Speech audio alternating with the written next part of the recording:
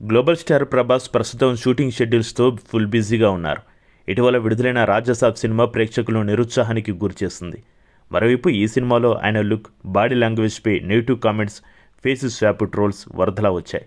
ప్రభాస్ కష్టపడడం లేదు, డూప్స్తో చేస్తున్నాడు అని కొందరు ట్రోల్ చేశారు. ఇప్పుడు ఆ ట్రోలర్స్ అందరికీ ఫ్యాన్స్ గట్టి సమాధానం ఇస్తున్నారు.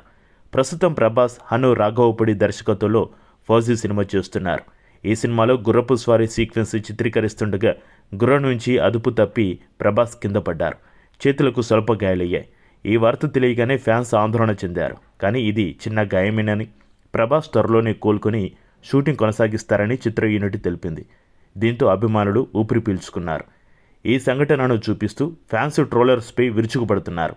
ప్రభాస్ డెడికేషన్ చూడండి, డూప్స్ లేకుండా రిస్క్ సీన్స్ చేస్తున్నాడు, గాయాలు వచ్చినా పట్టించుకోకుండా పనిచేస్తున్నాడు, ట్రోలర్స్ ఇప్పుడు ఏం చెబుతారు అంటూ సోషల్ మీడియాలో పోస్టులు పెడుతున్నారు.